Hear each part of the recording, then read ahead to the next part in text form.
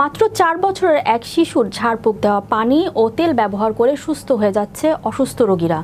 এমন বিশ্বাসে প্রতিদিন ভিড় করছেন হাজারো মানুষ। বিস্তারিত থাকছে ডেস্ক রিপোর্টে। মাত্র 4 বছরের এক শিশুর ঝাড়ফুঁক দেয়া পানি ও তেল ব্যবহার করে সুস্থ হয়ে যাচ্ছে অসুস্থ রোগীরা।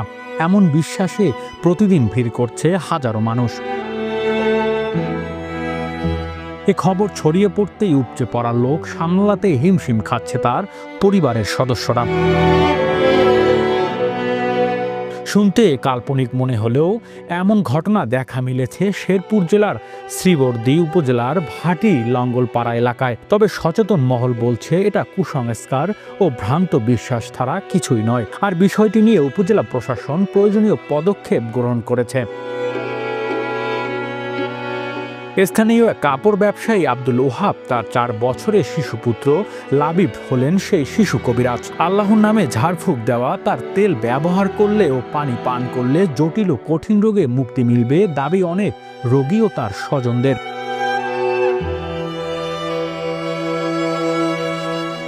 প্রথমে তার পরিবারের সদস্যরা রোগমুক্তি, পরে তার আত্মীয় স্বজনের রোগমুক্তির খবর ছড়িয়ে পড়তেই জেলাসহ জেলার বাইরে বিভিন্ন এলাকা থেকে প্রতিদিন ভিড় করছে হাজার হাজার মানুষ। এরপর থেকে বিভিন্ন রোগীকে ঝাড়ফুঁক দিয়ে যাচ্ছে শিশু কবিরাজটি।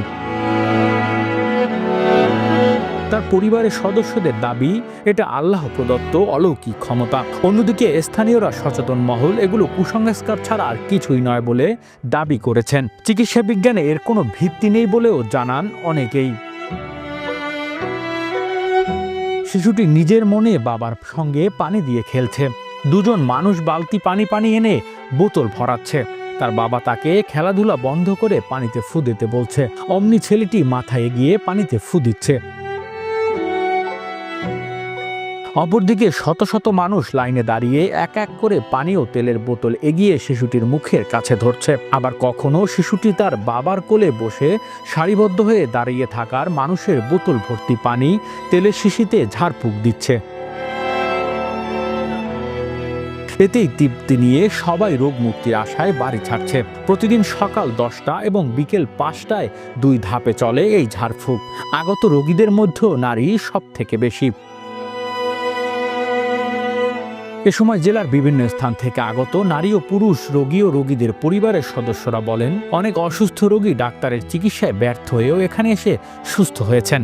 এমন খবর শুনে আমরাও এখানে এসেছি। আশা করি আমরা সুস্থ হব। শিশুটির বাবা সাংবাদিকদের বলেন, আমার ছেলে শত শত মানুষের রোগ ভালো করেছে বলে রোগীরা আমাদের জানিয়েছে। তার এই ক্ষমতা আল্লাহ প্রদত্ত।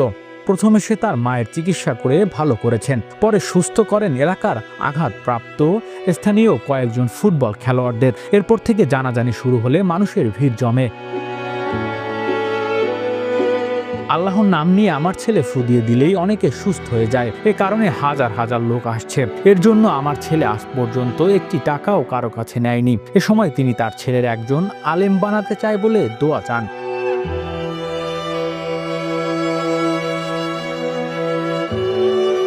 শ্রীবর্দী উপজেলা নির্বাহী অফিসার শেখ জাবের আহমেদ বলেন, এই বিষয়টি কুসংস্কার বলে মনে হচ্ছে, যার কোনো বৈজ্ঞানিক ভিত্তি নেই। বিষয়টি নজরে এসেছে এবং প্রয়োজনীয় ব্যবস্থা চলমান।